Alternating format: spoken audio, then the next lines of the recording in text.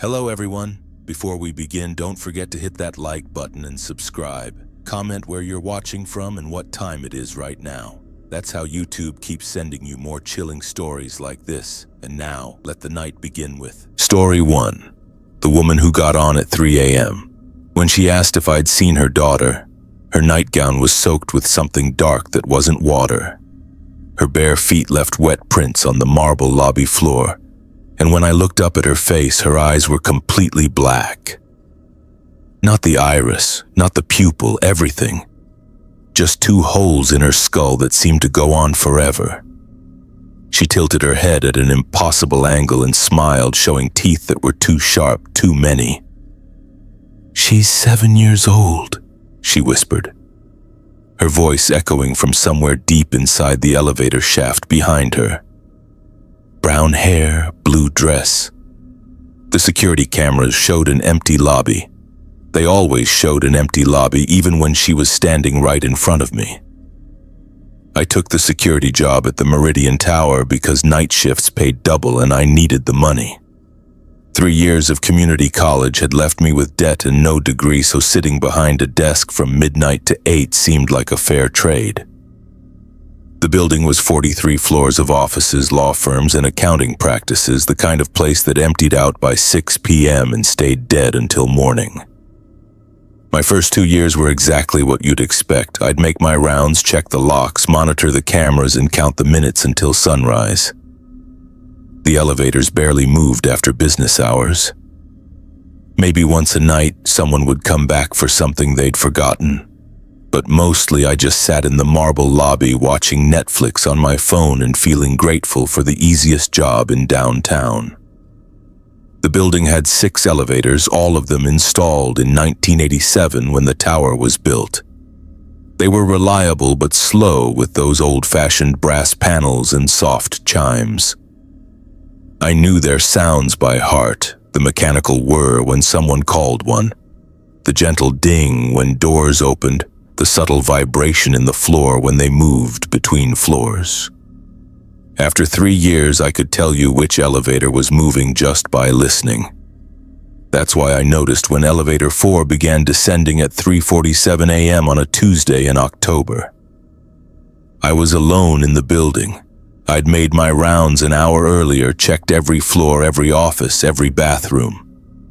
The keycard log showed no one had entered since 6:23 p.m. when Margaret Chen from accounting left through the main entrance.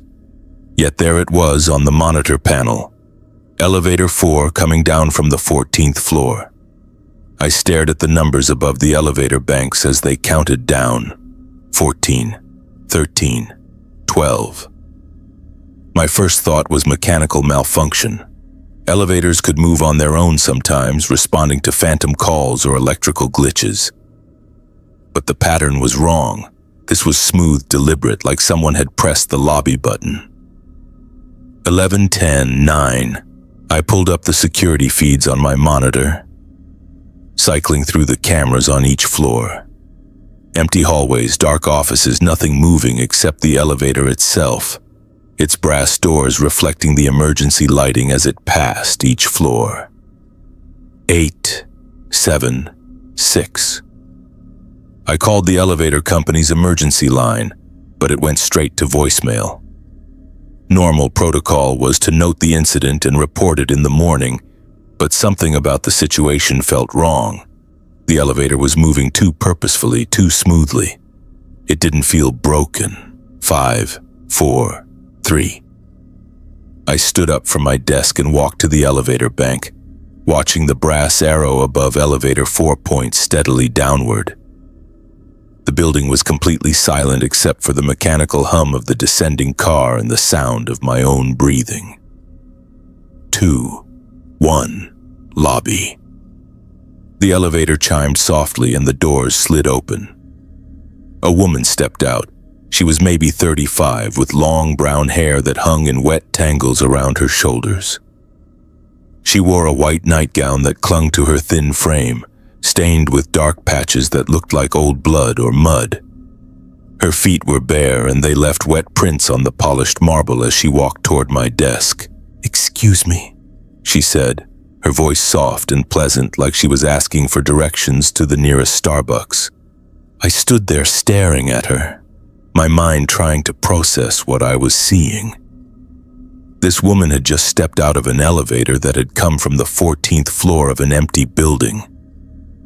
She was soaking wet in the middle of October. She looked like she hadn't seen sunlight in weeks. She tilted her head slightly like she didn't understand the question. "My daughter," she repeated. "She's 7 years old, brown hair, blue dress." I looked past her at the open elevator. The brass interior was spotless, no sign of water or mud. The button panel showed no floor selected. It was as if the elevator had simply decided to come to the lobby on its own.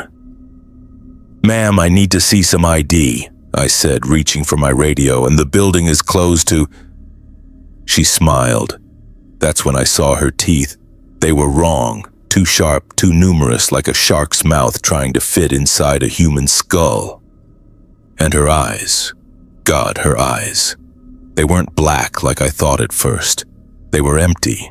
Completely, utterly empty, like looking into two holes that went all the way through her head and out into space. She was wearing her blue dress, the woman continued as if I hadn't spoken. The one with the little flowers on it.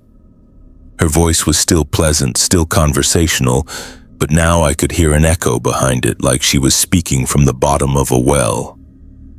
I fumbled for my radio, but my hands weren't working right.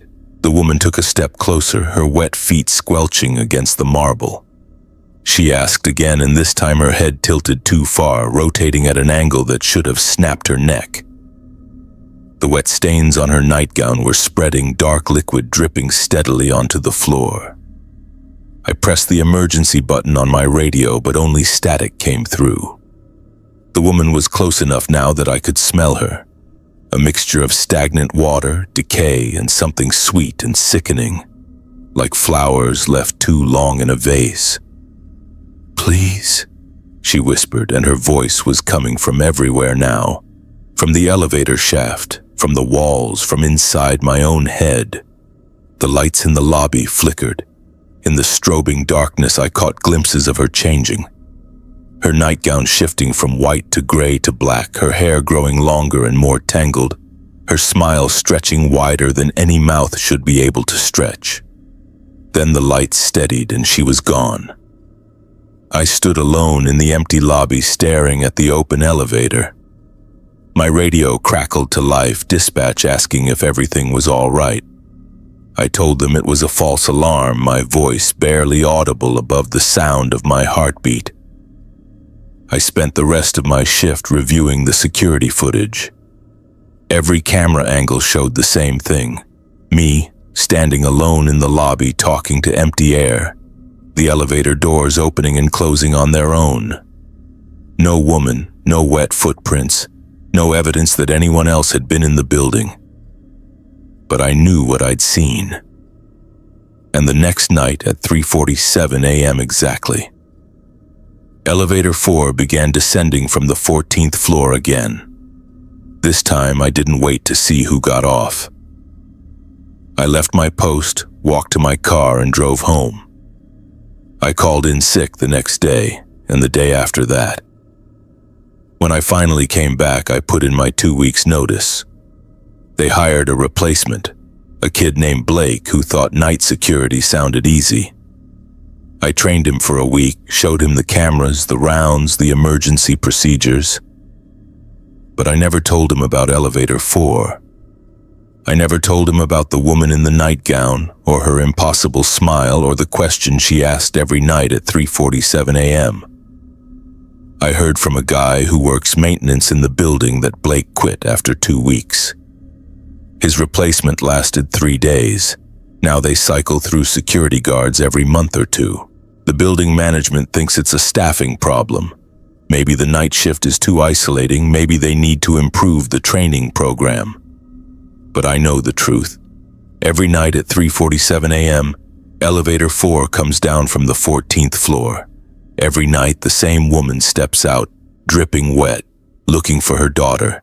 And every night she gets a little more impatient with the guards who can't help her. I still drive past the Meridian Tower sometimes late at night when I can't sleep. The lobby is always lit up, and sometimes I can see the current security guard sitting at the desk I used to know so well. I wonder if he's noticed the pattern yet. I wonder if he's figured out that the elevator cameras always malfunction at 3:47 a.m.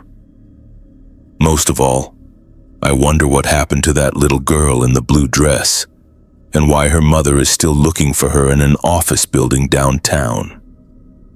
Because something tells me that when she finally finds what she's looking for, those security guards are going to discover that some questions are better left unanswered. Story 2. It stopped on a floor that doesn't exist. The hallway stretched in both directions further than it should have been possible, lined with doors that had no numbers and windows that looked out onto nothing but gray fog. My sister's voice was coming from somewhere at the end of that impossible corridor, calling my name the way she used to when we were kids playing hide and seek. But Jessica had been dead for 6 years, and I was standing on floor 9.5 of a hotel that only had 10 floors. When I turned around to go back to the elevator, the hallway behind me had become identical to the one ahead. Endless, uniform wrong. The doors had started opening one by one, and I could see shapes moving in the rooms beyond, shapes that turned to look at me with faces I almost recognized. I was in Seattle for a medical conference, staying at the Grandview Hotel on Pine Street. It wasn't the kind of place I'd normally choose, a bit run down with that musty smell old hotels get, but the conference rate was reasonable, and it was only for 3 nights. My room was on the 8th floor, nothing special, just a bed, a desk, and a view of the alley behind the building. The elevator was one of those older models with brass buttons and wood paneling that had probably been elegant in 1975, but now just looked tired. It moved slowly with a slight shudder between floors that made me grip the handrail every time I rode it. The kind of elevator that made you grateful for stairs, except I'd twisted my ankle jogging that morning and 8 flights weren't an option. I'd been riding it 3 or 4 times a day for 2 days without incident. Down to the lobby for coffee, up to my room to change, down to the conference rooms in the basement. Up again for lunch. It was routine, mindless, the kind of mechanical action you do 100 times without thinking about it. The 3rd night, I came back from dinner around 10 p.m. The lobby was mostly empty except for the desk clerk reading a paperback novel and a few business travelers checking in. I pressed the call button for the elevator and waited, listening to the familiar mechanical sounds as it descended from somewhere above. The doors opened and I stepped inside. The interior looked exactly the same as it had dozens of times before. The same worn carpet, the same brass handrail, the same slightly flickering fluorescent light. I pressed the button for the 8th floor and watched the doors close. The elevator began its slow ascent. 2nd floor, 3rd floor, 4th. I was checking emails on my phone, not really paying attention, when I noticed the elevator was taking longer than usual. I looked up at the display panel above the buttons. It showed 9.5. Not 9, not 10. The digital display clearly read 9.5, the numbers glowing amber in the dim light. I stared at it for a moment, thinking it had to be some kind of malfunction, a glitch in the display system. But then the elevator shuddered to a stop and I heard the soft chime that indicated we'd reached a floor. The doors opened. Beyond them was a hallway I'd never seen before. It looked like the other floors of the hotel, but wrong in subtle ways. The carpet was the same burgundy pattern, but it seemed newer, more vivid. The wallpaper was the same faded floral print, but the colors were slightly different, more saturated. The lighting was dimmer, coming from fixtures that looked identical to the ones on my floor, but cast shadows that fell at impossible angles. I stood in the elevator staring down the corridor. It stretched much further than it should have. The hotel was only about 100 feet deep, but this hallway seemed to go on for twice that distance. before disappearing into shadows. The doors lining both sides had no numbers, just blank brass plates where room numbers should have been. The elevator began to make a soft chiming sound, the same tone it made when someone held the doors open too long. I should have pressed the button for my floor. I should have let the doors close and gotten off at the 8th floor like I did every other time. But I heard something that made me step into the hallway instead. Someone was crying. It was faint, coming from somewhere far down the corridor, but unmistakably human. A woman's voice, soft and broken, the kind of crying that comes from deep grief. And there was something familiar about it, something that made my chest tighten with recognition I couldn't quite place. I took a few steps into the hallway, letting the elevator doors close behind me. The crying was coming from the left, down toward the end of the corridor that should have been the back of the building but somehow kept going. The sound echoed strangely in the confined space, seeming to bounce off walls that were too far away. As I walked, I passed the unnumbered doors. They were all identical. White wood with brass handles, no peepholes, no "do not disturb" signs. I tried one just to see if it was locked, but the handle wouldn't turn.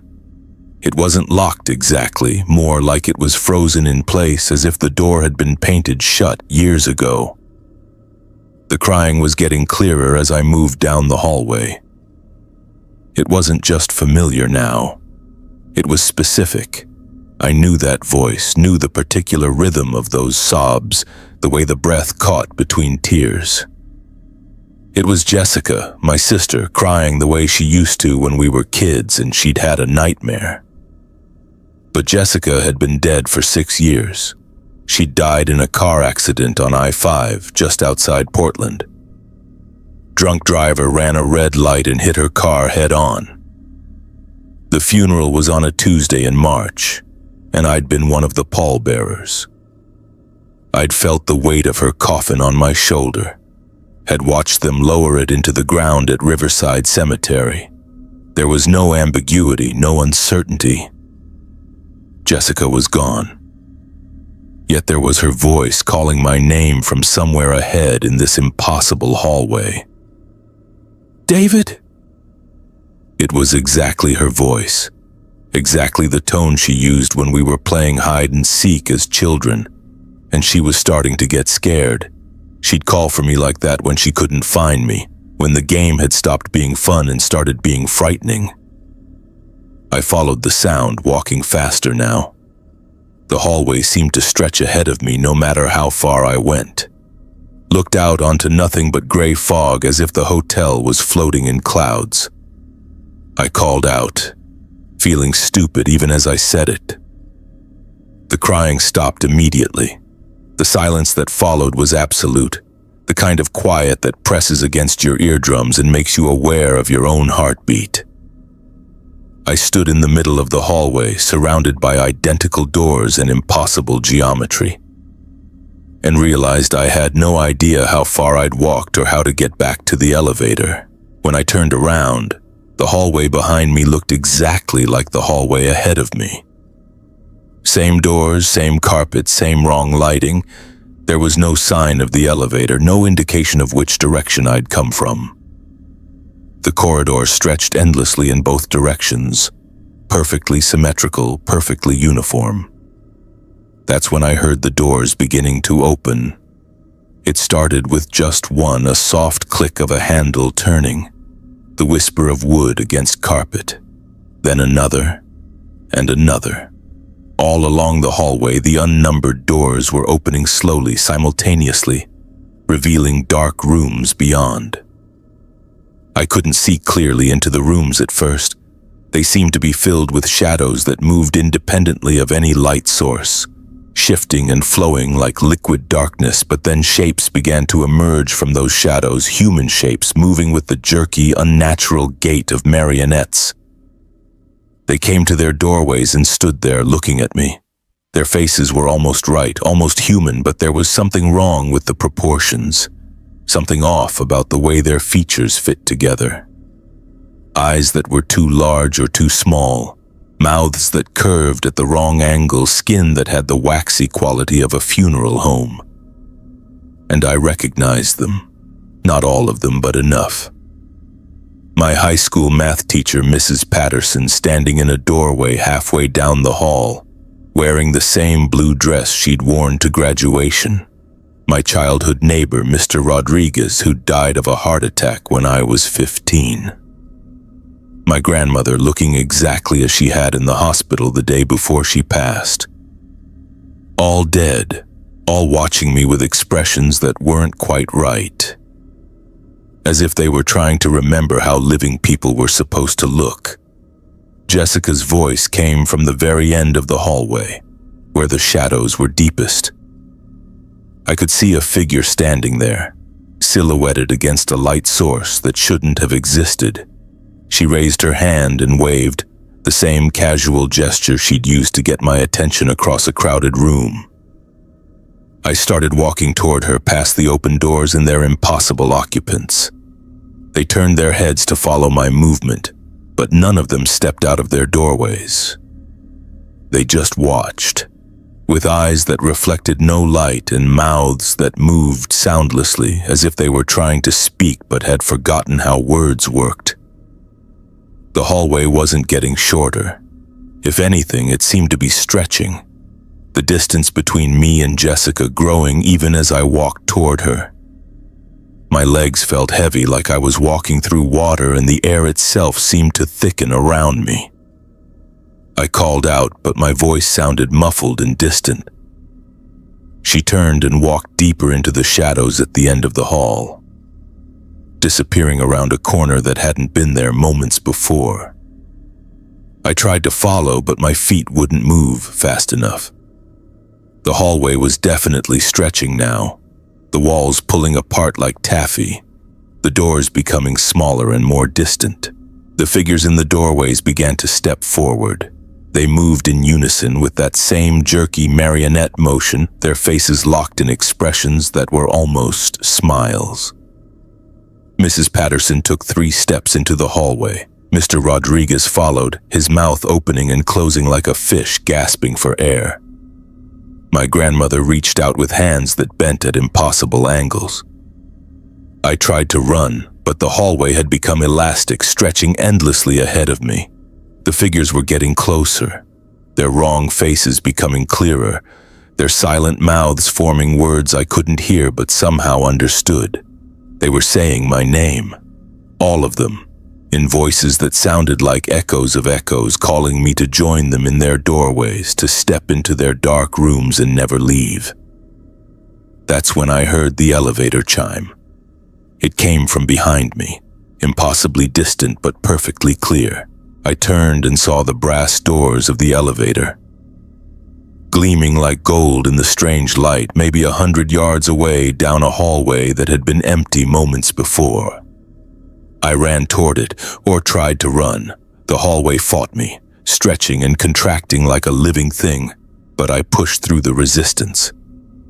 The figures in the doorways reached for me as I passed, their fingers brushing my clothes, my skin leaving cold spots that burned like frostbite. The elevator doors were already open when I reached them. I dove inside and hit every button on the panel, not caring which floor I ended up on as long as it wasn't 9 and-a-halfs. The doors began to close, and in the narrowing gap I saw the hallway returning to normal proportions. The figures retreated to their doorways and the doors swung shut one by one. The last thing I saw before the elevator doors closed completely was Jessica, standing at the far end of the hallway. She waved goodbye, and for just a moment her face looked exactly right, exactly as I remembered her. Then the doors shut and the elevator began to move. When they opened again, I was on the 8th floor, my floor, the real 8th floor, with numbered doors and proper lighting and the musty hotel smell I'd grown familiar with.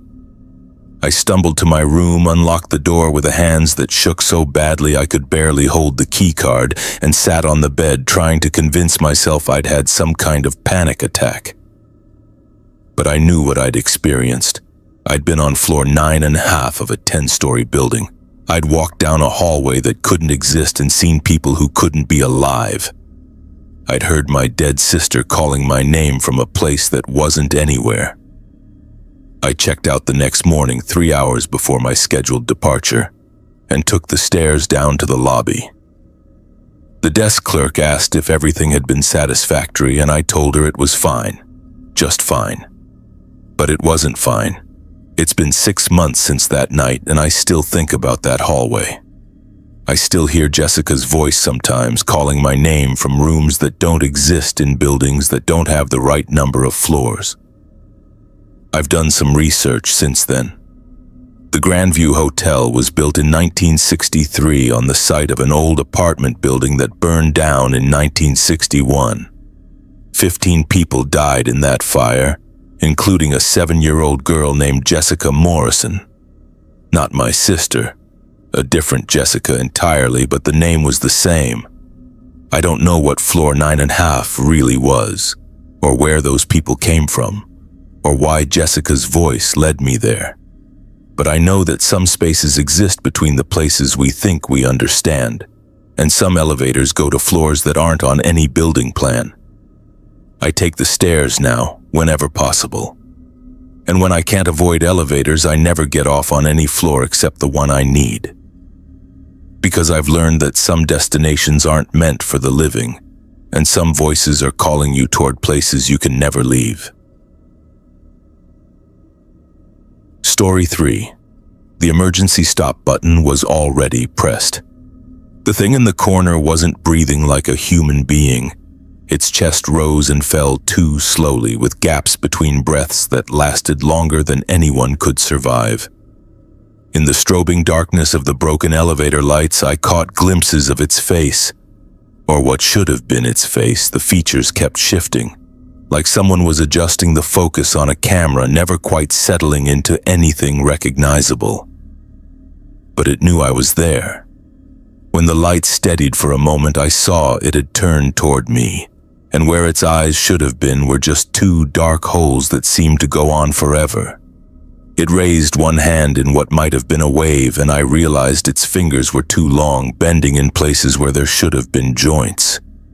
I'd been living in the Riverside apartments for 8 months when I finally got an apartment on the 12th floor. It wasn't much of an upgrade, same layout as my old place on the 4th floor, same view of the parking lot.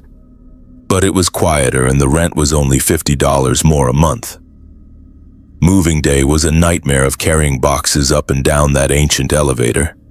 But I figured once I was settled, the higher floor would be worth the inconvenience. The building was built in 1978, and everything about it felt like it hadn't been updated since. Brown carpet in the hallways, wood paneling in the elevator, those old-fashioned brass mailboxes in the lobby that required actual keys. The elevator was especially vintage. One of those slow, shuddering boxes that made you wonder if it would actually reach your floor or just give up halfway there. But it was reliable mostly. In 8 months on the 4th floor, I'd never had any real problems with it. Sometimes it took a while to arrive when you called it, and occasionally it would make this grinding noise between the 7th and 8th floors, but it always got you where you needed to go eventually. The 12th floor was different, though. Quieter, like I'd expected, but quiet in a way that felt wrong. The hallway was always empty when I got off the elevator. No sounds of TVs or conversations or daily life coming from behind the apartment doors. I'd pass my neighbors sometimes in the lobby or the parking lot, so I knew people lived up there. But once you stepped off the elevator on 12, it was like entering a library where no one ever spoke. I'd been in my new apartment for about 2 weeks when I first noticed the problem with the elevator. It was a Thursday evening around 7 p.m. and I was coming home from work. I pressed the call button in the lobby and waited for the familiar sound of the elevator descending. But when the doors opened, something was wrong. The emergency stop button was glowing red. It was a big round button on the lower right side of the control panel, clearly labeled with white letters that said emergency stop. I'd seen it every time I'd ridden the elevator, but it had always been dark, unlit, just another button among the floor numbers and door controls. Now it was pressed in and glowing, casting a red light across the wood-paneled interior. I hesitated before getting in. The elevator seemed to be functioning normally. The doors had opened when I called it, the lights were on, everything looked normal except for that glowing button. Maybe someone had pressed it by accident and then gotten off without realizing it was still engaged. I stepped inside and tried to push the button back out, but it wouldn't budge. It was stuck in the pressed position like it had been glued there.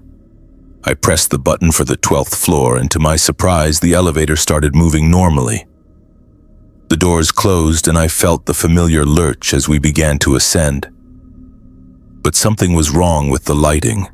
The fluorescent panels above my head were flickering, not regularly, but in random patterns that made shadows dance across the walls.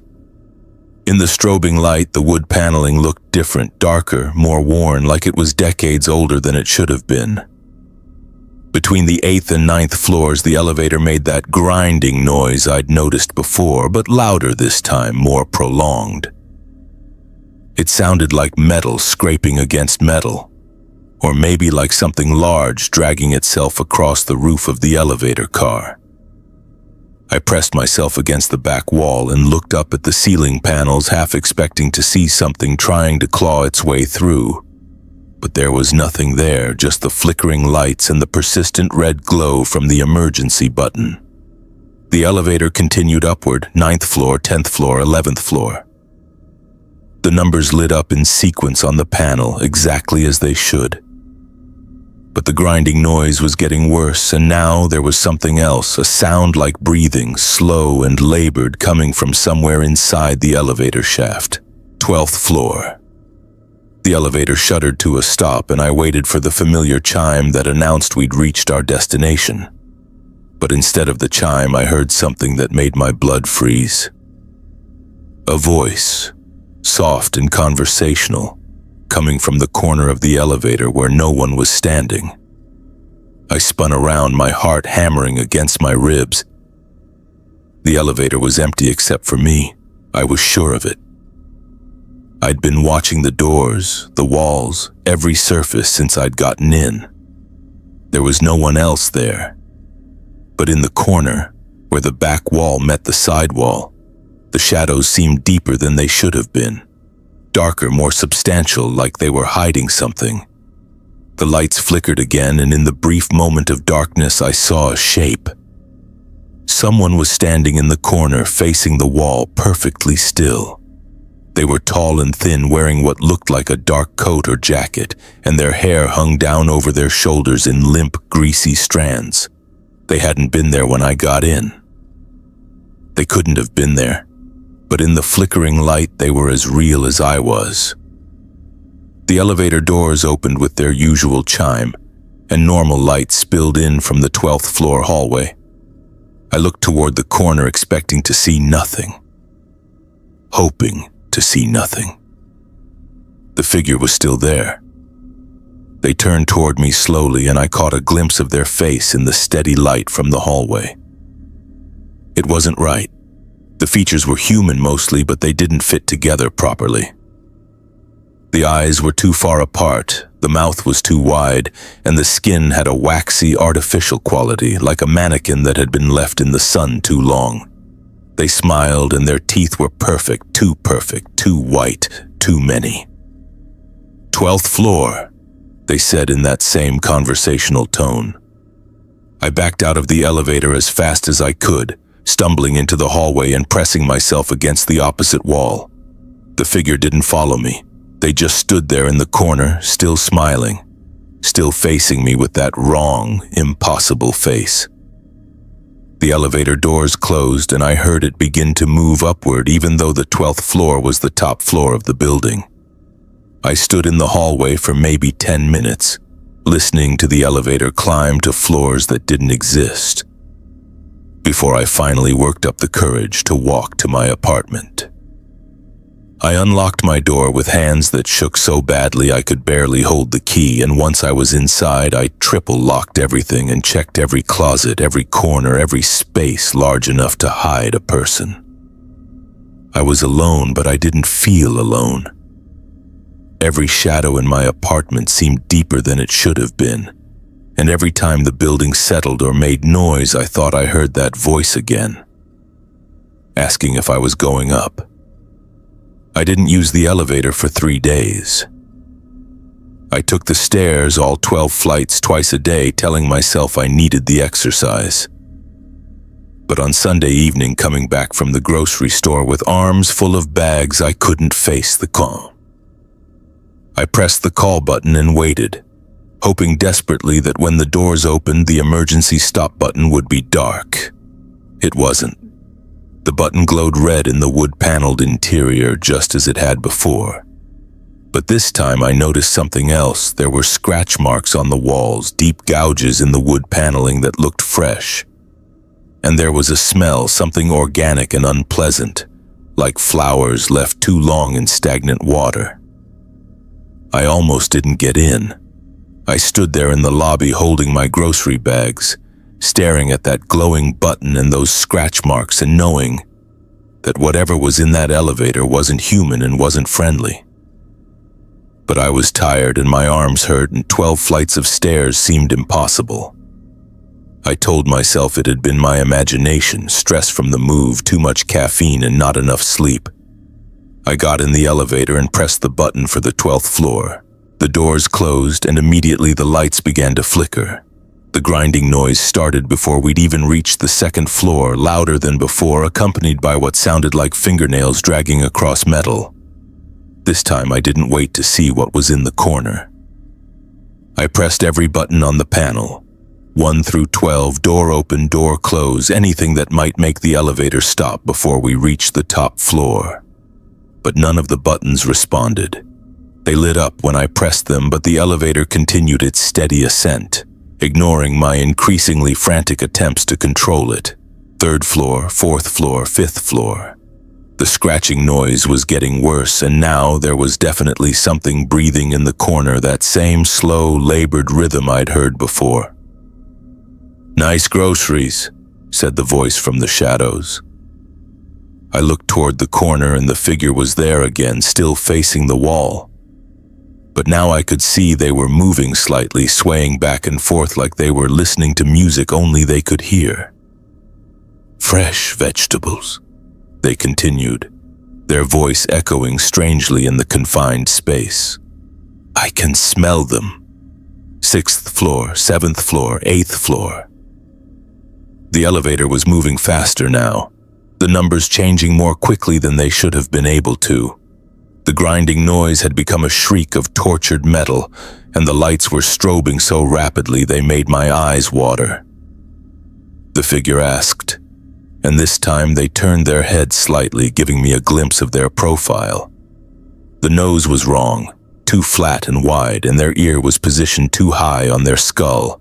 9th floor, 10th floor, 11th floor. I closed my eyes and pressed myself against the back wall, clutching my grocery bags like they could somehow protect me. The breathing in the corner was getting faster, more excited, and I could hear movement.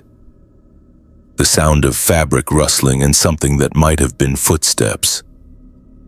12th floor, the elevator shuddered to a stop, but the doors didn't open. The lights continued to strobe, and in the flickering darkness I saw the figure turn completely around to face me. This time I saw their whole face. There was nothing human about it. The features I'd glimpsed before, the eyes, the nose, the mouth, were constantly shifting, rearranging themselves like someone was playing with a child's toy where you could mix and match facial features. Sometimes there were 2 eyes, sometimes 3, sometimes none at all. The mouth appeared and disappeared, opening to reveal rows of teeth that extended back into darkness deeper than any throat should be. They asked, and their voice came from everywhere at once: the walls, the ceiling, the floor, the air itself. The elevator doors finally opened, but instead of the familiar 12th floor hallway, there was only darkness beyond. Complete, absolute darkness that seemed to swallow the light from the elevator without reflecting any of it back.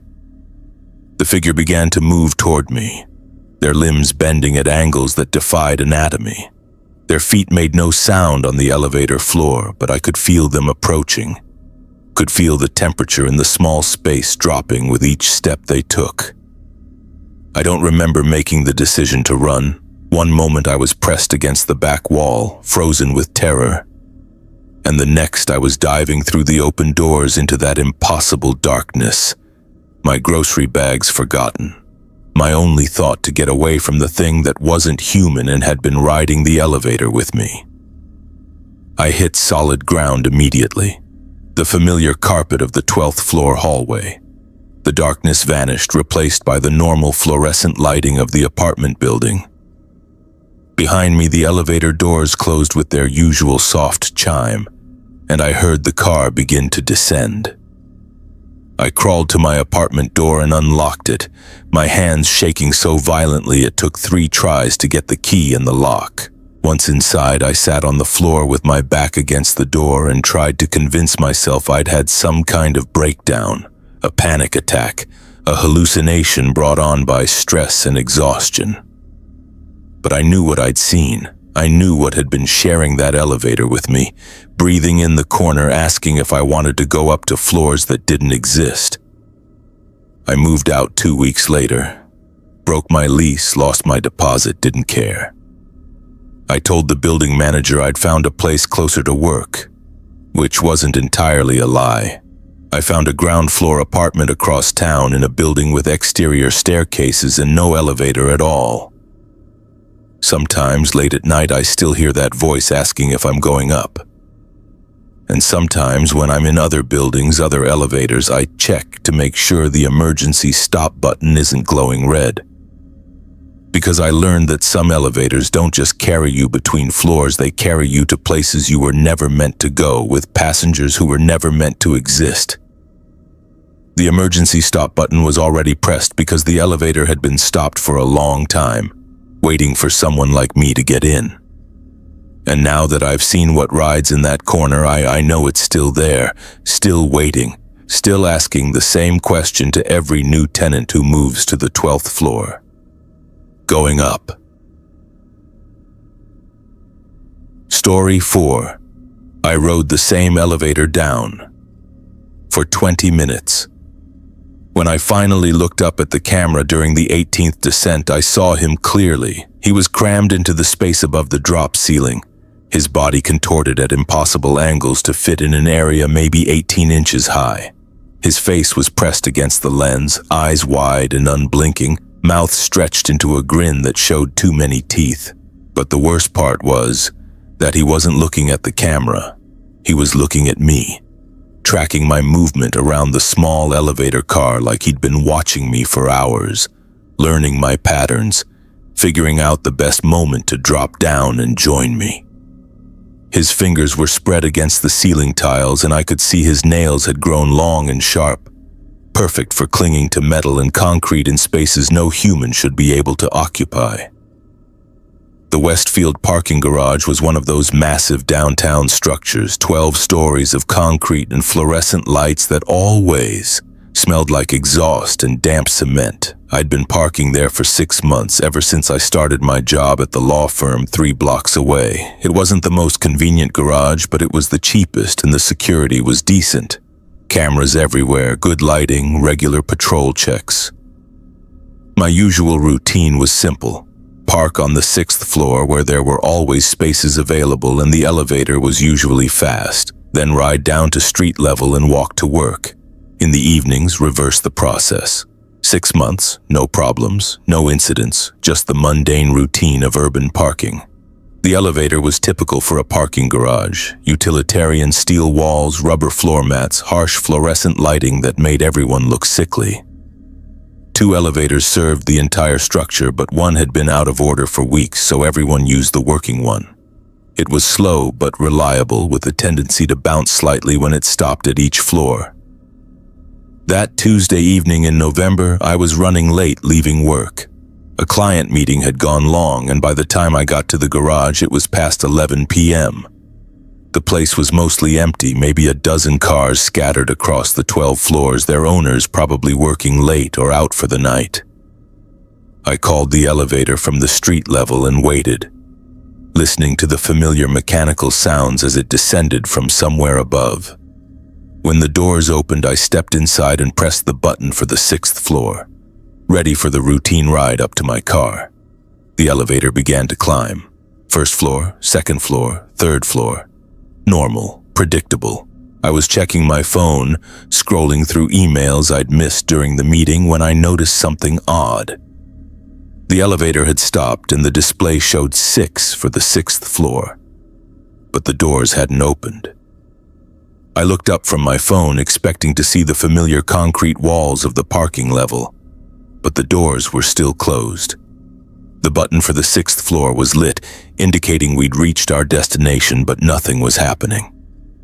I pressed the door open button, thinking maybe there was a mechanical delay. Nothing. I tried it again, holding it down for several seconds, still nothing. Then the display changed. The elevator began to descend. 2nd floor, 3rd floor, 4th floor, 5th floor, 6th floor. The 6th lit up again and the elevator stopped. But once again, the doors didn't open. I pressed every button on the panel. Door open, door close, emergency call, even the alarm button. The elevator ignored everything. The display flickered again. Down we went. 2nd floor, 3rd floor, 4th floor, 5th floor, 6th floor. Stop. No doors. Display changes. I stood there watching the pattern repeat, my annoyance quickly turning to unease. The elevator was trapped in some kind of loop, riding the same route over and over without any regard for the buttons I was pressing or the increasingly frustrated sounds I was making. On the 4th cycle, I tried calling 911, but my phone showed no signal. The thick concrete walls of the parking garage had always made cell service spotty, but I'd never been completely cut off before. I tried the emergency phone in the elevator, but when I lifted the receiver, there was no dial tone, just empty silence. 5th cycle, 6th cycle, 7th cycle, I was starting to panic. The elevator showed no signs of stopping its repetitive journey, and I had no way to communicate with the outside world. The fluorescent light above my head was beginning to flicker intermittently, casting strange shadows on the steel walls. 8th cycle, 9th cycle, 10th cycle. That's when I noticed the camera. It was mounted in the upper corner of the elevator, a small black dome that I'd seen hundreds of times but never really looked at. Security cameras were everywhere in the garage, so common they became invisible. But now, trapped in this mechanical loop, I found myself staring at it, wondering if anyone was watching. If anyone knew I was stuck. The camera seemed to be pointed directly at me, which made sense. It was positioned to monitor the entire interior of the elevator car. But there was something about it that seemed wrong, something that made my skin crawl every time I glanced in that direction. 11th cycle, 12th cycle, 13th cycle. The light was flickering more frequently now, and in the intermittent darkness I thought I could see movement above the drop ceiling. Just shadows, probably, but they seemed too purposeful, too deliberate to be random light patterns. 14th cycle, 15th cycle, 16th cycle. I was getting desperate. 23 minutes had passed since I'd first gotten into the elevator, and I was no closer to getting out than when I'd started. The air was starting to feel stale, and I was beginning to worry about oxygen. How long could someone survive in a sealed elevator car? 17th cycle. As we descended from 6 to 1 for the 17th time, I decided to really examine every surface of the elevator, looking for anything I might have missed. Another button, an access panel, some way to override the system manually. That's when I looked up at the camera again, really looked at it, and saw something that made my blood turn to ice water. There was a face behind the lens. Not a reflection, not a shadow, but an actual human face pressed against the camera from the inside of the housing. It was pale and gaunt, with eyes that were too wide and a mouth that was stretched into an impossible grin. The face was looking directly at me, tracking my movement around the elevator car. 18th cycle. I stood perfectly still, staring up at the camera, and the face stared back. In the flickering light, I could see more details. The person, if it was a person, was somehow crammed into the space above the drop ceiling. Their body contorted to fit in an area that couldn't have been more than 18 inches high. As I watched, frozen with terror, I saw fingers appear around the edges of a ceiling tile. Long, pale fingers with nails that had grown too long, perfect for gripping metal and concrete in spaces where humans weren't meant to go. The tile shifted slightly, and I realized whoever was up there was getting ready to come down. I pressed myself against the back wall of the elevator and started pressing every button again. Frantically, desperately. The alarm, the emergency call, the door controls, even the floor buttons, anything that might break the cycle and get me out of this steel box before the thing in the ceiling decided to join me. 19th cycle. The ceiling tile was moving more now, sliding aside with a soft scraping sound that was barely audible over the mechanical noise of the elevator. Through the gap, I could see a part of an arm, unnaturally thin and pale, reaching down toward the interior of the car. That's when the elevator shuddered to a stop, and for the first time in 20 minutes, the doors opened. I didn't wait to see what floor we were on. I threw myself through the opening and into the parking garage, rolling on the concrete and scrambling away from the elevator as fast as I could move. Behind me, I heard the doors close and the elevator begin to move again, continuing its endless cycle. I was on the 6th floor, exactly where I'd wanted to be all along. My car was 50 feet away, parked in the same spot I'd left it 8 hours earlier. Everything looked normal, the concrete walls, the fluorescent lights, the painted parking space numbers. But when I looked back at the elevator, I could see through the small window in the doors that the interior was empty. No pale face in the camera, no fingers reaching through the ceiling tiles, no sign that anything unusual had ever happened. I got in my car and drove home, my hands shaking so badly I could barely hold the steering wheel. The next day, I called the parking garage management to report the malfunctioning elevator, but they told me their maintenance logs showed no problems. Both elevators were working perfectly, they said. No one else had reported any issues. I found a new parking garage across town, even though it cost twice as much and added 15 minutes to my commute. I never went back to the Westfield garage, never wanted to see that elevator again. But sometimes, late at night when I'm alone in other elevators, I find myself looking up at the security cameras and wondering who might be watching from the other side. I've learned that some spaces are bigger than they appear, that some people can fit into places where no one should be able to survive. And I've learned that 20 minutes can feel like forever when you're trapped in a loop with something that's been waiting in the dark, learning your patterns, figuring out the perfect moment to drop down and introduce itself. The elevator is probably still running that same cycle, down from 6 to 1 and back again, over and over.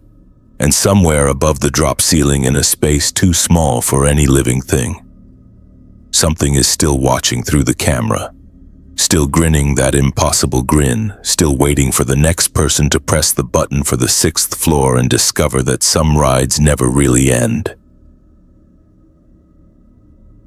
Story 5. The mirror in the elevator showed someone behind me. I spun around so fast I nearly lost my balance, expecting to see whoever had been standing inches from my back, close enough that I should have felt their breath on my neck. The elevator was empty. Completely, impossibly empty. But when I looked back at the mirror, they were still there. A figure in a dark coat, standing so close they were almost touching me, their face pale and expressionless.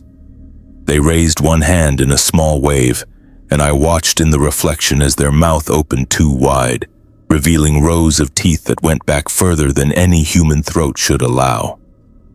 Behind them, instead of the familiar brass walls of the elevator, was a long, dark hallway filled with other figures, all of them waving, all of them smiling those impossible smiles. The Meridian Financial Building was one of those gleaming downtown towers that screamed corporate success. 42 floors of glass and steel, marble lobbies, and the kind of expensive details that made clients feel like their money was in good hands.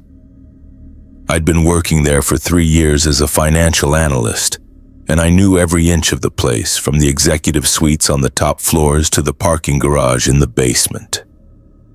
The elevator system was state-of-the-art when the building opened in 1995, but by the time I started working there, it was showing its age, not broken exactly, but quirky in the way old technology gets, buttons that had to be pressed just right. Doors that sometimes took an extra second to open, the occasional grinding noise between floors. What I'd never really paid attention to were the mirrors. Most office building elevators have mirrors, usually on the back wall, to make the space feel larger. The Meridian building had gone a step further. Mirrors on 3 walls, creating one of those disorienting funhouse effects where you could see infinite reflections of yourself stretching off in all directions. It was supposed to make the elevator feel bigger, more luxurious, but mostly it just made me slightly dizzy if I looked around too much. I'd ridden those elevators thousands of times over 3 years, usually focusing on my phone or the floor display, occasionally catching glimpses of myself in the mirrors when I was checking my appearance before an important meeting. Normal stuff, forgettable stuff, until that Thursday afternoon in October.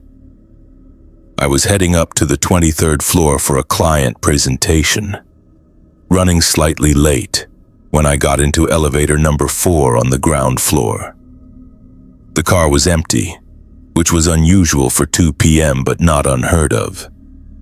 I pressed the button for 23 and settled in for the ride, checking my notes on my phone one last time. Somewhere around the 15th floor, I glanced up at my reflection to make sure my tie was straight. That's when I saw him. There was someone standing directly behind me in the mirror. A man in a dark coat, maybe 40 years old, with pale skin and dark hair that looked like it hadn't been washed in weeks. He was close enough that I should have been able to feel his presence, should have heard him breathing, should have smelled his cologne or noticed the warmth of another human body in the small space. But when I spun around to look, the elevator was empty. I turned back to the mirror and he was still there, not moving, not speaking, just standing behind my reflection with a completely neutral expression on his face. His eyes were focused on something beyond the mirror, like he was looking at a point somewhere behind my head. I reached behind me with one hand, waving it through the space where he should have been standing. Nothing. Empty air. But in the mirror, my hand passed right through his body and he didn't react at all, like I was the reflection and he was the real person. The elevator chimed softly and the doors opened on the 23rd floor. In the mirror, the man was gone. I stepped out, my heart pounding, and looked back into the elevator as the doors closed. Empty, normal, just the usual brass walls and harsh fluorescent lighting. I made it through my presentation, but I couldn't concentrate. I kept thinking about that face in the mirror. The way he'd been standing so close, the complete absence of any sound or sensation that should have accompanied another person's presence. Maybe it was stress, I told myself. Too many late nights, too much caffeine, my mind playing tricks on me in the disorienting mirror maze of the elevator. I'd heard of people hallucinating when they were overtired, seeing things that weren't there. But when I got back into the elevator to return to my office on the 9th floor, he was there again.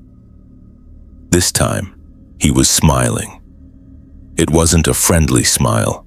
It was the kind of smile you see on someone's face when they know something you don't, when they're enjoying a joke at your expense. His lips were pulled back too far, showing teeth that seemed too white, too perfect, too numerous. I tried not to look at the mirror, focusing instead on the floor display as we descended. 20th floor, 19th floor, 18th floor. But I could feel him there, could sense his presence in the reflection even when I wasn't looking directly at it. 17th floor, 16th floor, 15th floor. I couldn't help myself. I looked. He had moved closer, much closer. In the mirror, he was now standing with his chest nearly touching my back, his face just inches from my ear. If he had been real, I would have felt his breath on my neck, would have heard him breathing, would have been able to smell whatever soap he used or what he'd had for lunch. But there was nothing. The elevator was empty except for me, yet in the mirror, this stranger was close enough to kiss.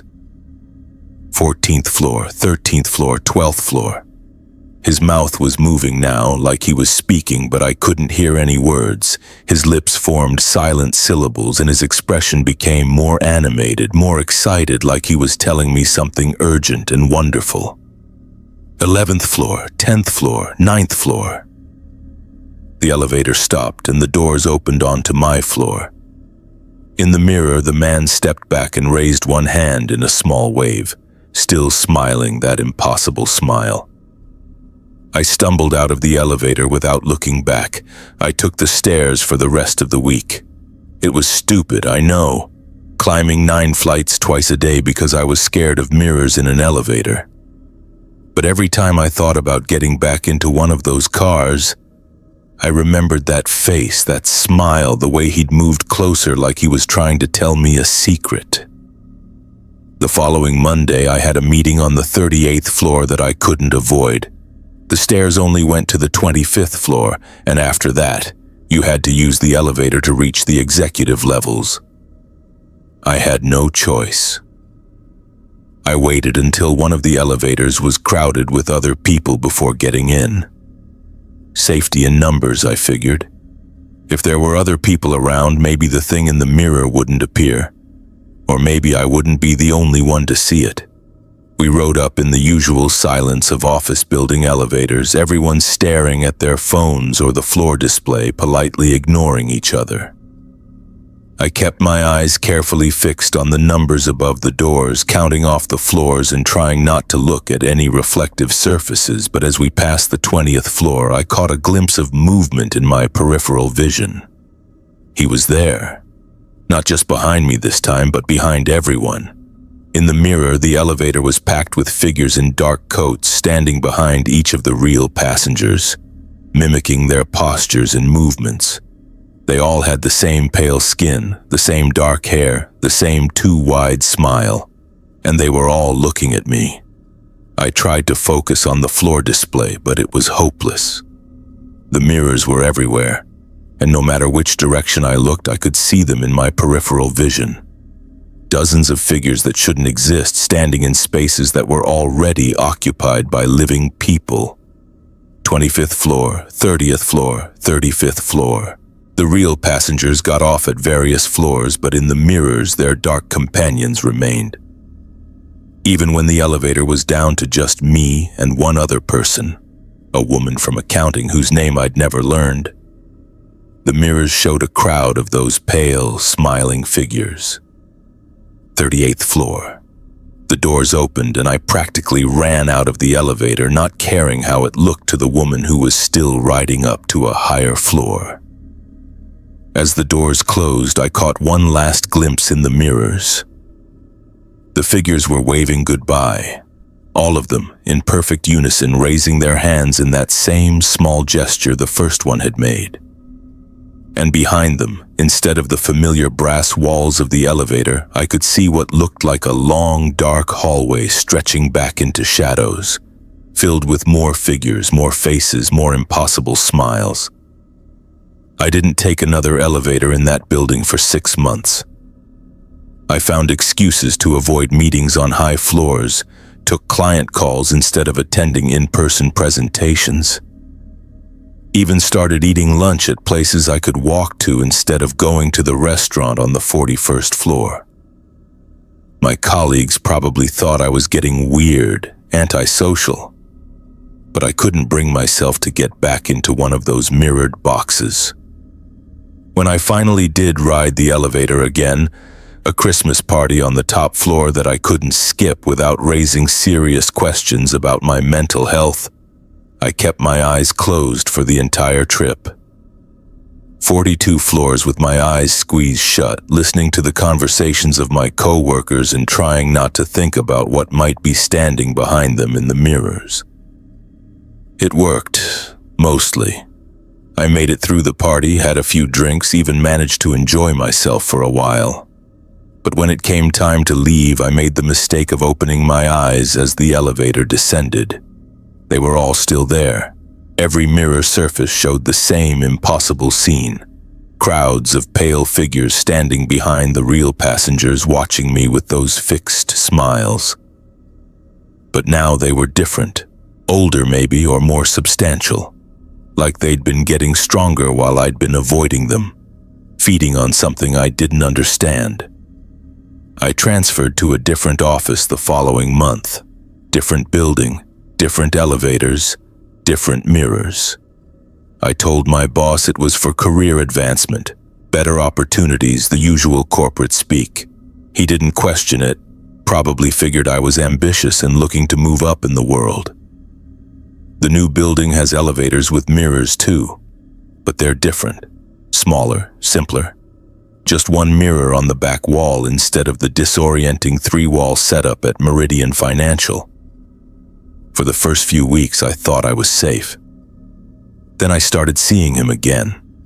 Not every time, not in every elevator, but often enough to know that whatever lives in those mirrors isn't tied to a specific building or a particular set of elevators. It's something else, something that uses reflective surfaces the way we use doorways, moving between spaces that exist only in the backward world behind the glass. I've done some research since then, late-night internet searches that probably make me look like a conspiracy theorist or someone having a breakdown. But I've found stories, scattered reports from people who've seen similar things in mirrors, in windows, in any surface that shows a reflection. Most of them sound crazy, the kind of accounts you find on paranormal forums and urban legend websites. But a few are different, more detailed, more credible. People who describe the same pale faces, the same impossible smiles, the same sense that something is watching from the other side of the mirror, waiting for the right moment to step through. I still take elevators when I have to, but I never look at the mirrors anymore. I focus on my phone, on the floor display, on anything except the reflective surfaces that show me things that shouldn't exist.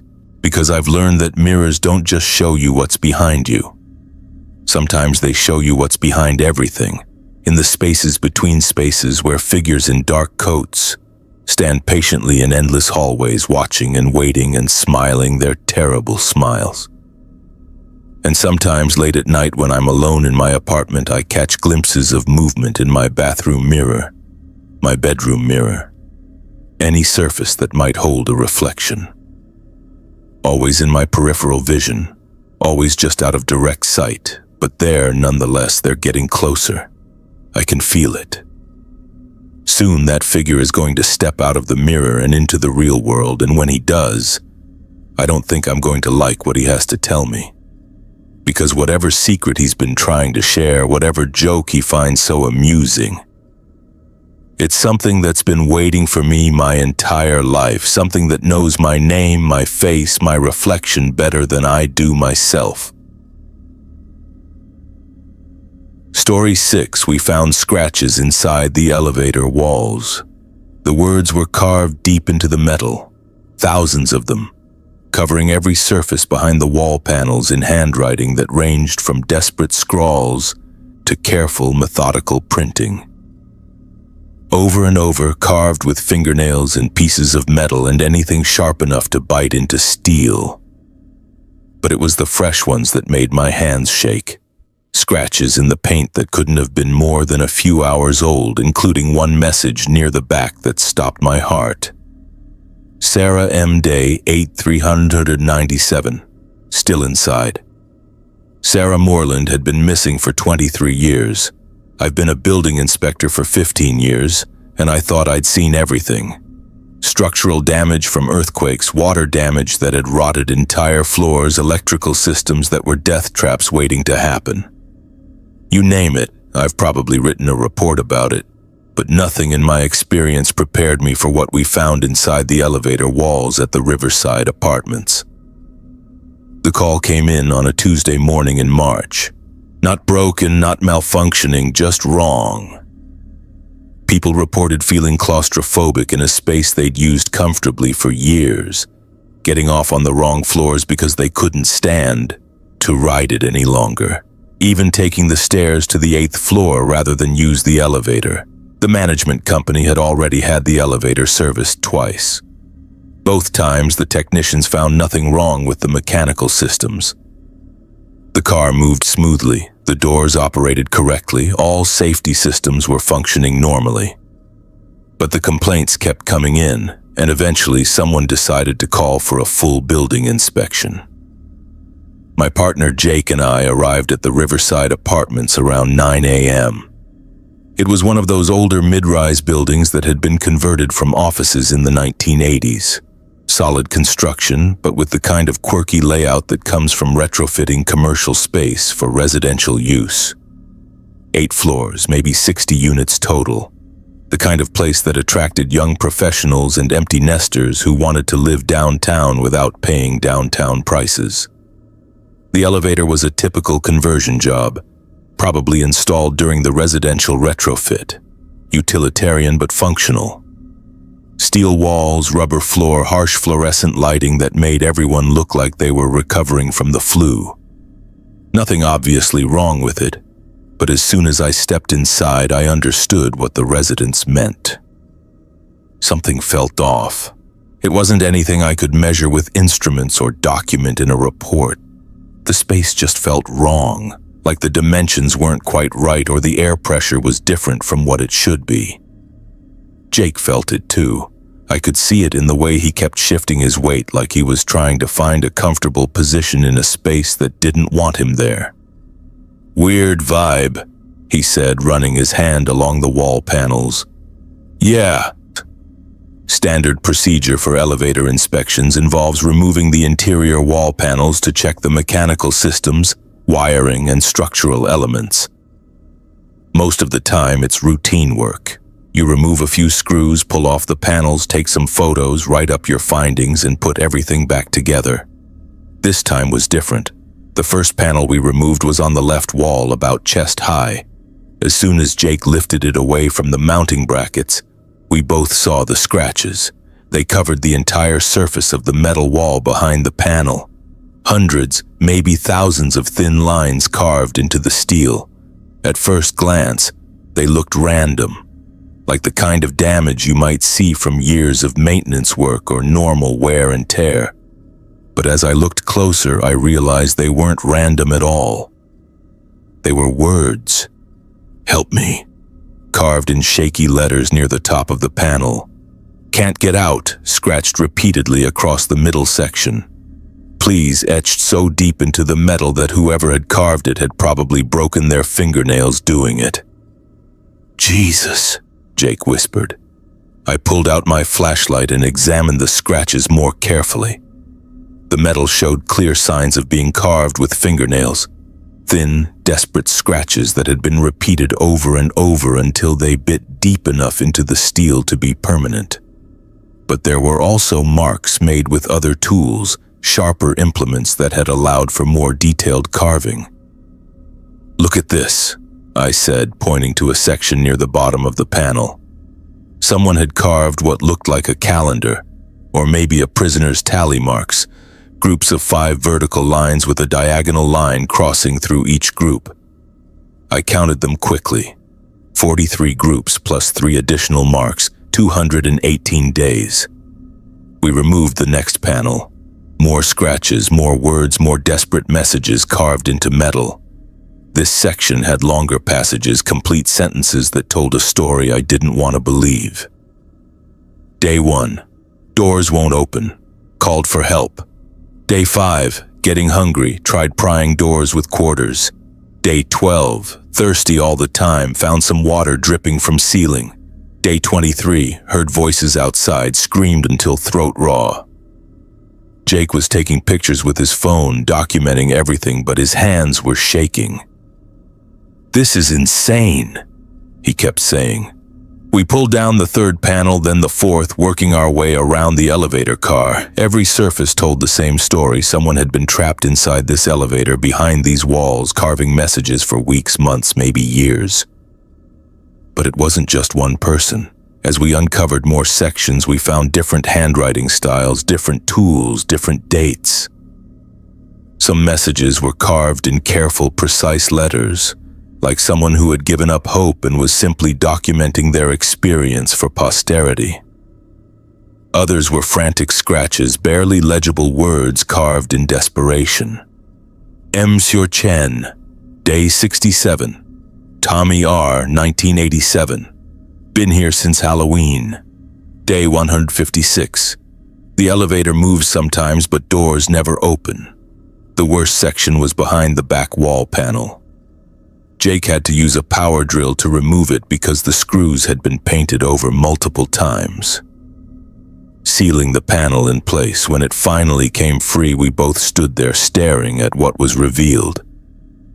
The entire back wall was covered in scratches, but these were different. More recent. The paint was barely disturbed in some places, showing that the carving had been done recently, maybe within the last few weeks. Sarah Moreland, 23 years old when she disappeared in March of 2001. Last seen entering this building to look at an apartment. Her car was found in the parking garage, her purse in the lobby, but no trace of Sarah herself. Below her name was a tally that made my blood run cold. Not days or weeks, but years. 22 years worth of marks carved into the metal with methodical precision. And at the bottom, in fresh scratches that looked like they'd been made that morning, Day 8397. They can hear me now. Finally. I pulled out my phone and called the police, then the fire department, then anyone else I could think of who might know what to do in a situation like this. Because if these scratches were real, if they meant what they appeared to mean, then Sarah Moreland was still alive, still trapped somewhere inside this elevator shaft, and had been for 23 years. The emergency response was immediate and massive. Fire crews with specialized equipment, police investigators, structural engineers, even a team from the FBI who specialized in missing persons cases. They took apart that elevator system piece by piece, examined every surface, every cable, every hidden space in the shaft. They never found Sarah Moreland. What they did find was evidence that the elevator had been serviced 2 weeks before our inspection. The maintenance logs showed that a team from Morrison Elevator Services had removed all the interior panels, inspected the mechanical systems, and reinstalled everything according to standard procedures. The scratches we'd found were under those panels. Fresh scratches made after the maintenance work was completed, made by someone who had access to the space behind the walls after the elevator had been sealed back up. But there was no way for anyone to access that space. The panels were solid steel, bolted in place from the inside with no gaps or openings large enough for a human being to fit through. Even a child couldn't have gotten into the space we'd found, let alone survived there long enough to carve thousands of words into metal. The FBI interviewed everyone who had access to the building: residents, maintenance workers, management company employees, delivery people, anyone who might have had opportunity to get inside the elevator shaft. No one had any explanation for the scratches, and no one had seen or heard anything unusual. The case is still officially open, but I know they've moved on to other priorities. Missing person cases from 23 years ago don't generate much urgency, especially when the evidence doesn't make sense and the victim can't be found. But I can't move on. I've been back to the Riverside apartment 6 times since that March day when we first pulled off those panels. The elevator is still running, still carrying residents up and down between floors, still feeling wrong in a way I can't measure or document. The scratches are still there too. The building management had the panels replaced, new steel surfaces that were supposed to be clean and unmarked. But within a week, new scratches began appearing. Not as many, not as deep, but there nonetheless. Fresh words carved into fresh metal, continuing the story that began decades ago. Day 8, 405. New walls still inside. Sarah M. still here, still waiting. The residents have mostly moved out. Word gets around about things like this, and people don't want to live in a building where elevators carve themselves with messages from missing persons. The management company has tried to lease the units, but no one stays long. I think about Sarah Moreland every day. Not the way she looked in the missing person photos, young and smiling, wearing a blue dress that her mother said was her favorite, but the way she might look now, after 23 years in whatever space exists behind those elevator walls. Because I'm convinced she's still there, still alive, still scratching messages into metal that no living person should be able to reach. I don't know how it's possible. Don't know what kind of space could exist in an elevator shaft that doesn't show up on blueprints or structural surveys. But I know she's there. And I know that every day her messages get a little more urgent, a little more desperate, like she's running out of time or patience or hope. The last time I visited the building, there was a new message scratched into the back wall panel. I don't know what that means. I don't know if Sarah Moreland is planning to escape from whatever prison she's been trapped in for 23 years. Or if something else is planning to help her. But I know that elevator is still running, still carrying people up and down, and still scratching new messages into walls that should be impossible to reach. And I know that someday soon someone is going to get into that elevator and find more than scratches behind the walls. They're going to find Sarah Moreland herself, 23 years older, 23 years stranger with 23 years worth of stories about what it's like to live in the spaces between spaces. I just hope they're ready for what she's become during all that time alone in the dark, carving her desperate messages and waiting for someone to finally hear her calling for help. Story 7. The elevator wouldn't let me get off at my floor. The darkness beyond the 12th floor doors was absolute, swallowing the elevator light without reflecting any of it back. But there was something moving in that darkness, something large and patient that had been waiting for someone like me to finally arrive. I could hear footsteps on what sounded like concrete, slow and deliberate, coming closer with each measured step. The smell that drifted into the elevator was wrong, not construction dust and wet cement like you'd expect from an unfinished floor, but something organic and sweet, like flowers left too long in standing water. Then I heard breathing that wasn't quite human, too slow and deep, and a voice that whispered my name from the shadows, pronouncing it perfectly even though I'd never been in that building before, never told anyone who I was. I'd been working double shifts at General Hospital for 3 weeks straight, covering for 2 nurses who were out sick and trying to keep up with the patient load during flu season. 18-hour days that left me so exhausted I could barely remember my own name, let alone focus on anything more complex than putting one foot in front of the other. The Arlington Heights apartment complex was a 15-minute drive from the hospital, which was the main reason I'd chosen to live there. 7 floors of basic apartments, nothing fancy but clean and quiet and close enough to work that I could get home quickly between shifts. I'd been living in 7B for 2 years, and I knew that building like the back of my hand, every creak, every sound, every quirk of the aging infrastructure. The elevator was one of those quirks. Installed sometime in the late 1980s, it was slow and noisy, with a tendency to bounce when it stopped, and doors that sometimes took 2 or 3 tries to open properly. Nothing dangerous, just the kind of minor inconveniences you learn to live with in affordable housing. My usual routine was simple: park in the underground garage, take the elevator up to the 7th floor, unlock my apartment door and collapse into bed or onto the couch, depending on how exhausted I was. After 2 years, it was automatic, muscle memory that didn't require conscious thought. That Tuesday night, I was running on maybe 4 hours of sleep from the previous day and enough caffeine to power a small city. I'd grabbed a sandwich from the hospital cafeteria around midnight, worked until 7 a.m., and was finally heading home to sleep for a few hours before my next shift started at 3 p.m. I parked in my usual spot in the garage and walked to the elevator, my legs feeling like they were made of lead. The elevator arrived after a minute or two, doors opening with their familiar grinding sound. I stepped inside, pressed the button for the 7th floor, and leaned against the back wall to wait for the slow ride up. 1st floor, 2nd floor, 3rd floor, normal, predictable.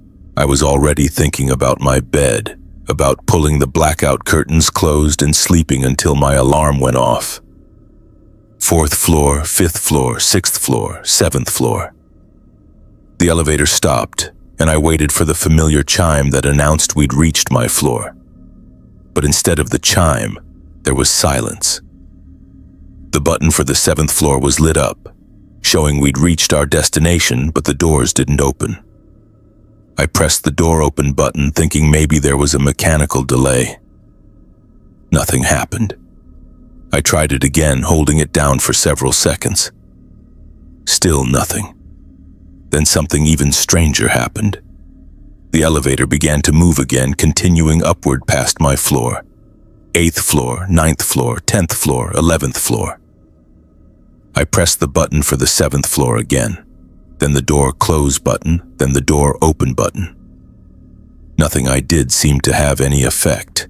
The elevator continued climbing, ignoring my increasingly frantic button pressing. 12th floor. The elevator shuddered to a stop, and this time I heard the chime. The doors began to open, revealing not the familiar hallway of the apartment building, but complete darkness.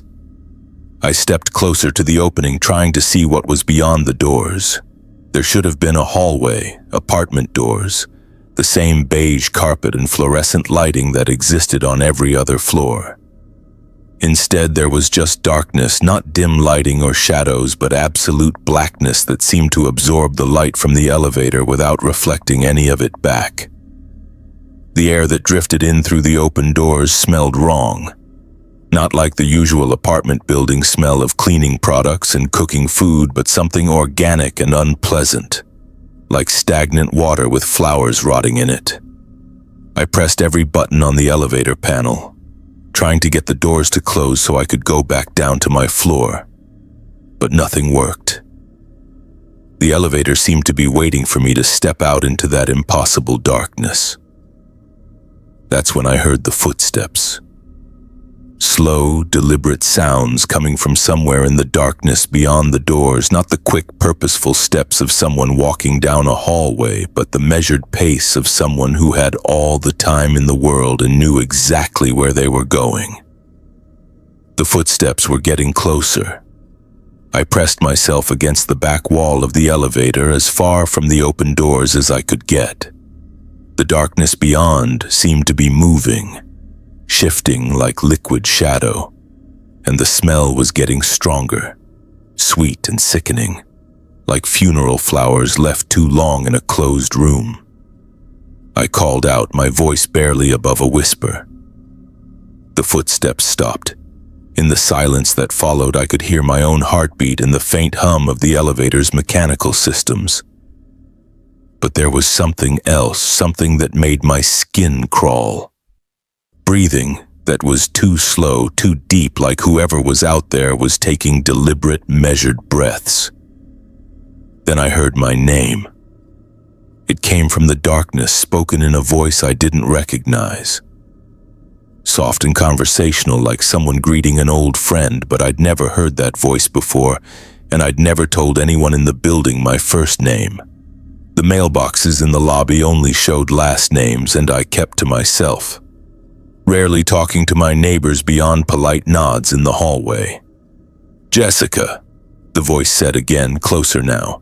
I hammered on the elevator buttons, pressing everything multiple times, trying desperately to get the doors to close, the emergency alarm, the door close button, even the floor buttons. Nothing responded. The elevator seemed to be frozen in place, waiting for something I didn't understand. The footsteps resumed, definitely closer now. I could hear them clearly, the sound of shoes on concrete, moving with that same deliberate, unhurried pace, and there was something else, a dragging sound, like whoever was walking was pulling something heavy behind them. "I've been waiting," the voice continued, and now I could tell it was coming from just outside the elevator doors, maybe 10 feet away in that impossible darkness. "Such a long time, Jessica." I tried to call 911, but my phone showed no signal. The thick concrete walls of the building had always made cell service spotty, but I'd never been completely cut off before, especially not in the elevator, which usually had decent reception. The breathing was getting louder, more pronounced, and with each breath came that sickening sweet smell, stronger and more overwhelming. I was starting to feel lightheaded, whether from fear or from whatever was in the air, I couldn't tell. "Don't be afraid," the voice said, and it was definitely right outside the doors now, so close I should have been able to see whoever was speaking. "I just want to show you something." That's when I saw the light. It was faint at first, just a dim glow somewhere in the darkness beyond the elevator doors, but it was growing brighter, moving closer, and as it approached, I realized it wasn't electric light. It was the pale, sickly luminescence of decay, the kind of light you sometimes see in old graveyards or abandoned places where things have been left to rot. The light revealed glimpses of what lay beyond the elevator doors. Not an apartment building hallway, but what looked like an unfinished concrete corridor stretching back into shadows. The walls were rough and uneven, like they'd been poured hastily without proper forms, and the floor was covered with something dark and wet that reflected the strange light. And there were shapes in the shadows, tall, thin figures standing perfectly still along the walls, their faces turned toward the elevator like they were waiting for me to join them.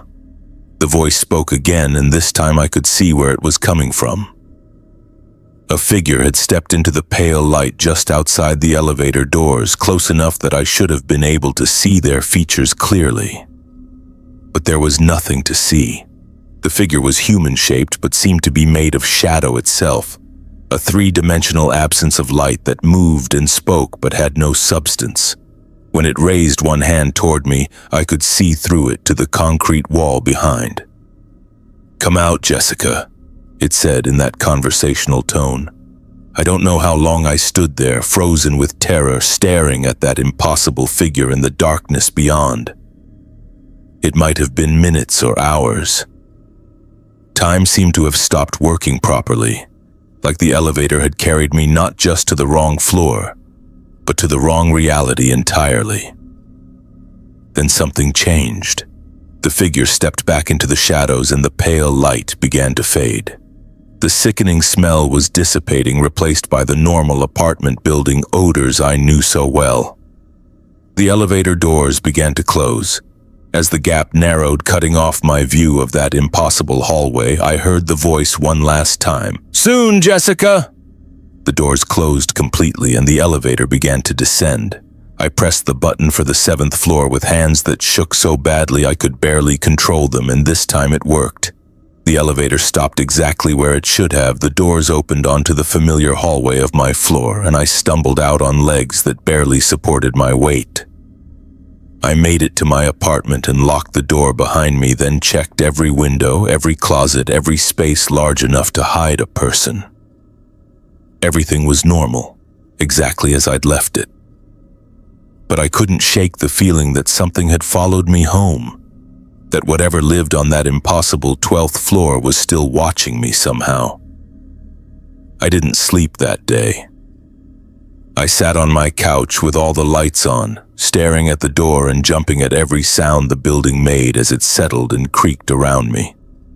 When evening came and it was time for my next shift, I took the stairs down to the parking garage. 7 flights twice a day, every day since then. The elevator still works. I see other residents using it, getting on and off at their floors without any problems, but sometimes late at night when I'm coming home from work, I see the elevator stop at the 12th floor. The building only has 11 floors, but the display clearly shows 12, and the doors open onto darkness. I've never gotten close enough to see if anyone gets off. Last week I put in notice with my landlord. I'm moving to a different building, one with exterior stairs and no elevator at all. I told him it was for financial reasons, which isn't entirely a lie. The new place costs more, but it's worth it for the peace of mind. Because I know that whatever was waiting for me in that impossible darkness is still there, still calling my name in that conversational voice. Still patient and certain that eventually I'll have no choice but to answer. The elevator knows where I live. It knows my name, my schedule, my routines, and sooner or later it's going to stop at my floor when I'm too tired to take the stairs. Too exhausted to remember why I should be afraid. When that happens, when I finally step into that elevator and press the button for the 7th floor, I don't think it's going to take me where I want to go. I think it's going to take me to the 12th floor, where something has been waiting in the dark, counting the days until I finally come home. Story 8. I heard my own voice calling from the elevator shaft. The photo was impossible. It showed me standing in my kitchen making coffee wearing the pajamas I'd put on that morning, but it was taken from an angle that couldn't exist, from above and behind, like someone had been floating near my ceiling, watching me go about my morning routine. The timestamp in the corner showed a date 3 weeks in the future, and in the background, barely visible through my kitchen window, I could see something that made my hands start shaking. My apartment building. The same building I was standing in, but wrong somehow. Too tall, with too many floors, reaching up into a gray sky that looked like it had never seen sunlight. And in one of those impossible upper windows, a pale foe was looking out, waving at the camera with fingers that were too long, too many. While behind it, other shapes moved in the darkness. Living alone in a 6-story walk-up was supposed to be peaceful. The building was old but solid, built in 1952 when they still used real materials and took pride in craftsmanship. Thick walls, hardwood floors, the kind of place that would outlast most of the modern construction going up around it. The elevator was original to the building, one of those cage-style lifts with the accordion gate and manual controls that you had to operate yourself. Most residents avoided it because it was slow and required some skill to operate properly, preferring to take the stairs instead. But I had a knee injury from a hiking accident the previous year that made climbing 6 flights twice a day an exercise in misery.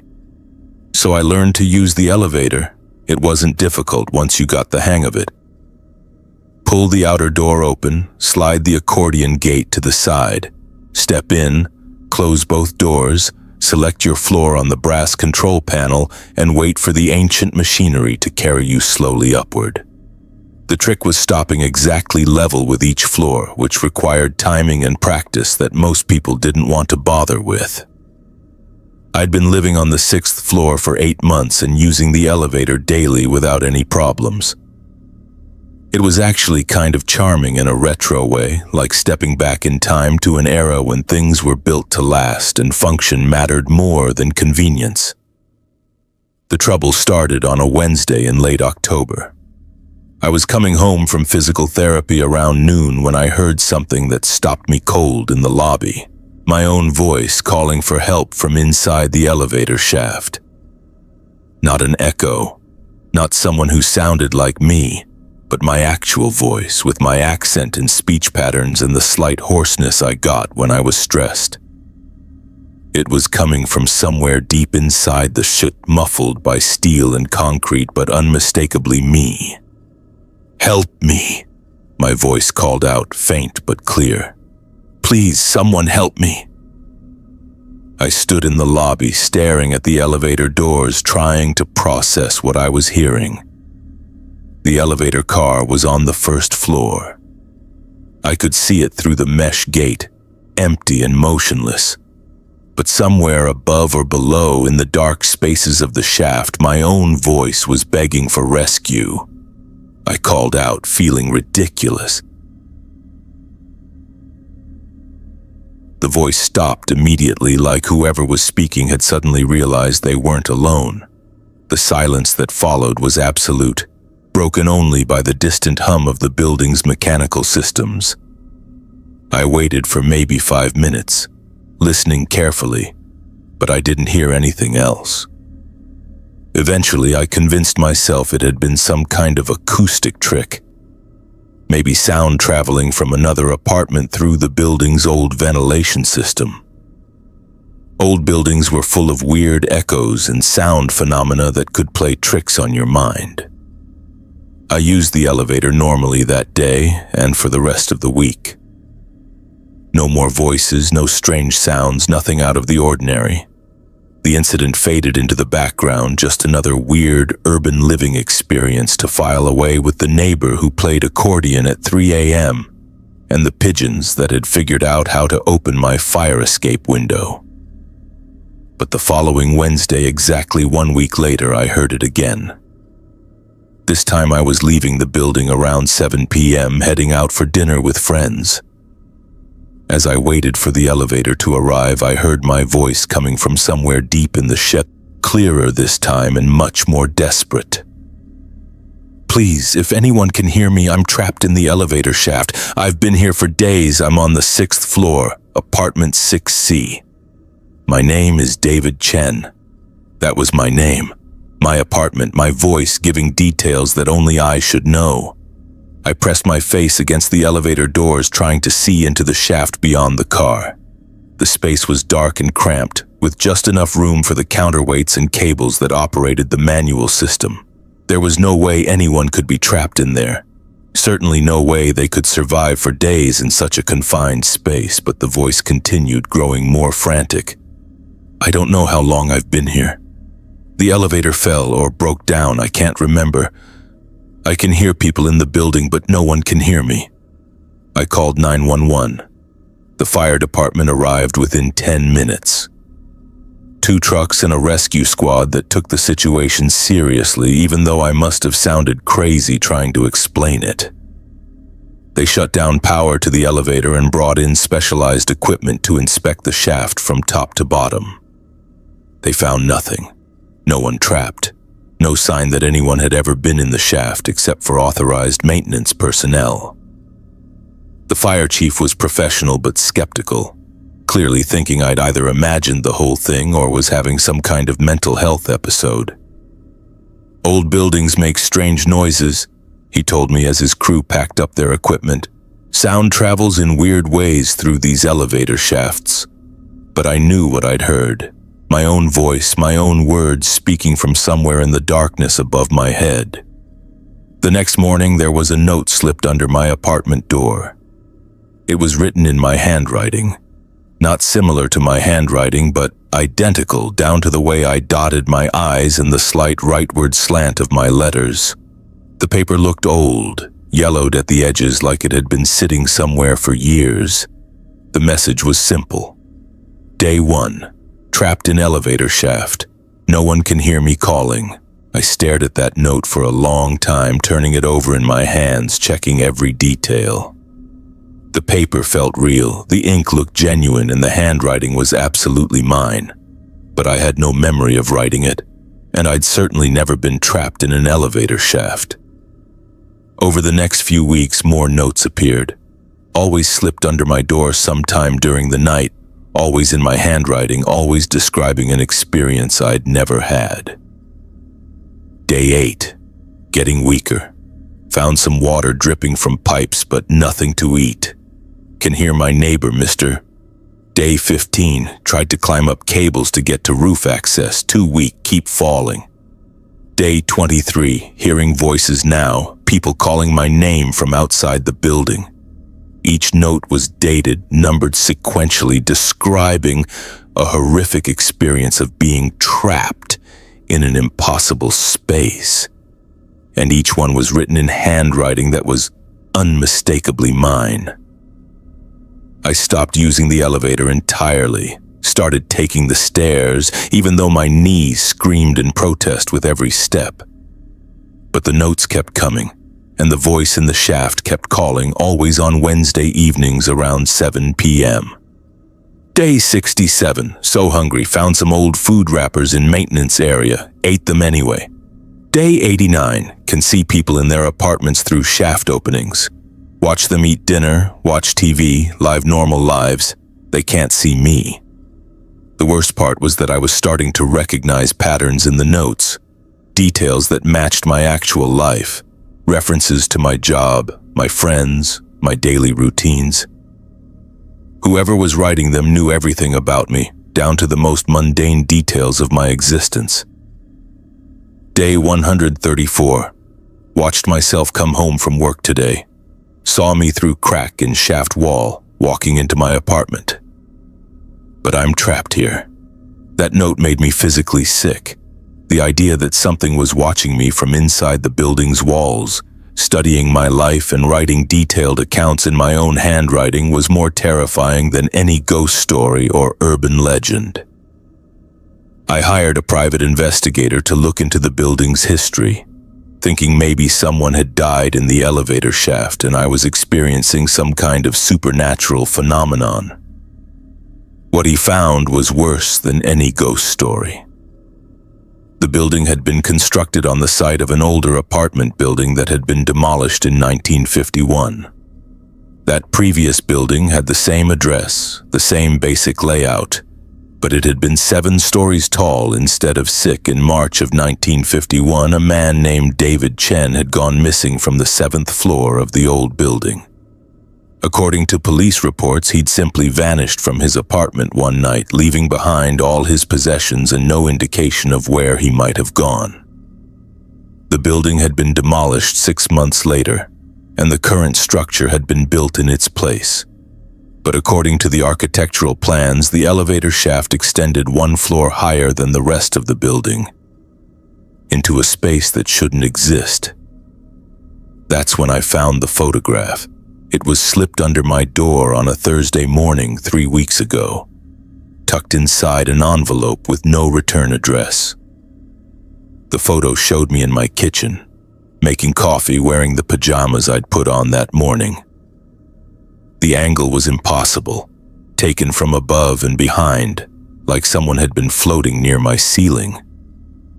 But it was the timestamp that made my blood freeze. The date stamp in the corner showed a date 3 weeks in the future, tomorrow. In the background of the photo, barely visible through my kitchen window, I could see the building where I lived. But it was wrong, too tall, with an extra floor that shouldn't exist, reaching up into a gray sky that looked like it had never seen sunlight. And in one of the windows of that impossible 7th floor, a pale face was looking out, waving at the camera with fingers that seemed too long, too numerous, while behind it other shapes moved in the darkness. I know what that photo means. I know why my voice calls from the elevator shaft every Wednesday evening. And I know why notes appear under my door in handwriting that's identical to my own. Tomorrow is the date on that photograph. Tomorrow I'm going to take the elevator to the 7th floor that doesn't exist, where another version of myself has been trapped for 73 years, writing notes and calling for help that will never come. I've tried to leave the building, tried to find somewhere else to stay.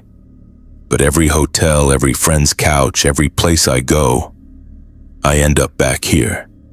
The building won't let me go because it needs me to complete the pattern that started in 1951. Tonight is my last night in apartment 6C.